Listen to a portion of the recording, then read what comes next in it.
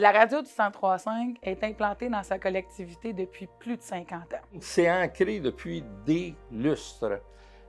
Information, musique, surtout, je vous le dis, les animateurs sont aimés. Moi, la gang que j'avais, qui est encore la même gang qui est là, sont proches de leur monde, de leurs auditeurs, s'en occupent. Écoute, ça fait partie de la famille de chacun des gens. On dit Joliette, mais Lanaudière, c'est Lanaudière au complet. Là. On est la radio qui représente la totalité des entreprises de commerce de détail, des entreprises de services, des commerces de destination. C'est nous qui jouons dans les commerces. Fait que ça, déjà en partant, c'est un gros plus. Fait que est-ce qu'après là, une grande part, je pense que oui. La pancarte à vendre a été mise plusieurs fois devant la bâtisse. Elle a été retirée plusieurs fois aussi. Mais quand ils ont mis finalement le vendu dessus, on a crié, on a applaudi, on dirait on n'en revenait pas là, quand ils ont mis le vendu. On dirait qu'on y croyait plus qu'on allait déménager un jour. Déjà, Geneviève a fait de très belles rénovations quand même dans les dernières années. Tu sais, quand je suis arrivée ici, à la direction générale, j'ai changé la couleur des murs puis des planchers. J'ai changé les planchers. En fait, il commençait à y avoir beaucoup de petits bobos, beaucoup. Ça prenait énormément d'investissement et sur 2 étages, c'est plus ou moins pertinent. Un studio d'animation dans un sous-sol, quand tu essaies d'annoncer qu'il neige puis tu ne vois même pas à l'extérieur, c'est un peu moche. La rue Saint-Thomas a toujours été un bel endroit, mais là, on a envie d'être aussi dans un endroit plus visible pour montrer qu'on est là, qu'on est impliqué dans la communauté. Fait il y avait plein d'aspects qui sont comme arrivés à point pour dire, je pense qu'il est temps que l'O 103.5 ait une nouvelle vie. On s'est fait un vendredi boîte, on s'est dit, hey, on vient tout le vendredi, on se met confo, puis on commence à ravager les différents bureaux, on vide tout, puis il y a comme eu un élan de nostalgie avec certaines choses qu'on a trouvées, des vieux CD, des CD de production pour faire des mises à jour d'ordinateur, des vieux écouteurs à Geneviève que j'ai trouvés dans mon ancien bureau de prod, des vieux jeux de société aussi avec lesquels on faisait des jeux en ondes. Fait que tu sais, c'est comme, on avait aussi des plaques, des concours, des trucs qu'ils ont fait d'ailleurs dans les quiz dans d'autres années avant quand on co-animait plusieurs là, dans l'émission du matin ou du midi aussi. Fait que je pense que ça a fait comme un petit élan de nostalgie, de dépoussiérer certains souvenirs de la station puis qui pouvaient être cachés là depuis très longtemps. Puis on s'est rendu compte que on accumule beaucoup de stock avec le temps. J'ai commencé à la station comme représentant pour le réseau Antenne Bleue. Par la suite, on a racheté la station. Donc, c'est ça, je me suis retrouvé représentant pour le nouvel organisme qui était la coopérative de radiodiffusion MF 103.5 de Lanaudière. Et à partir de 3 ans après, donc à partir de 2000, je suis tombé directeur général. Et responsable de la coop pour jusqu'à temps qu'on fasse finalement connaissance avec les patrons qui sont là présentement, qui ont acheté le commerce comme tel. C'est ça s'est passé dans les alentours de 2017-18 dans ce coin-là. Ben moi, c'est Sylvain Morin. J'anime l'émission du matin depuis 9 ans maintenant, 18 ans. Je suis rentré en juin 2007 et on est au moment du tournage en juin 2025. Donc, ça fait 18 ans, 2 ans de retour à la maison, 7 ans le midi et 9 ans le matin maintenant. Moi, c'est un retour en radio. J'avais fait de la radio déjà dans les années fin 80, début 90, une pause de 15 ans.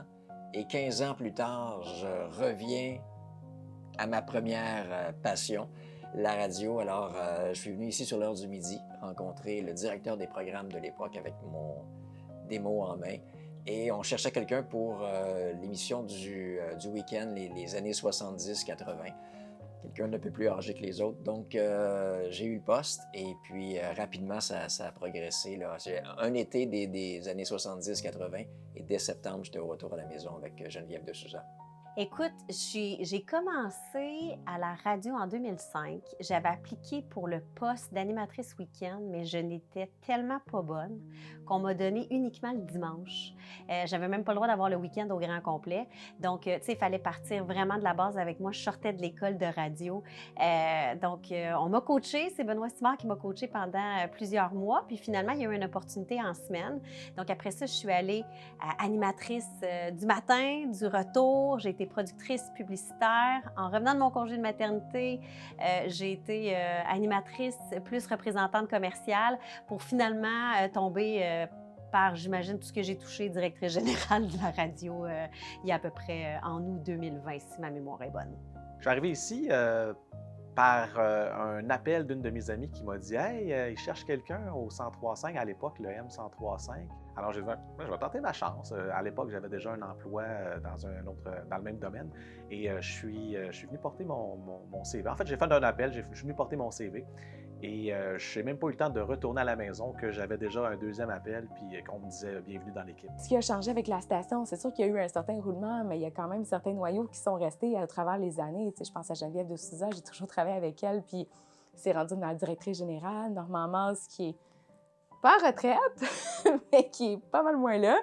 Puis, tu sais, Sylvain Morin a toujours été là aussi, puis il m'a accueilli à bras ouverts il y a 10 ans. Fait que, tu sais, c'est le fun de pouvoir encore travailler avec eux autres. Puis, tu sais, tous les autres membres de l'équipe aussi qui sont encore là depuis plusieurs années, c'est le fun. Puis là, voir le changement aussi de marque qu'il y a eu, parce que quand j'ai commencé, c'était le M103.5.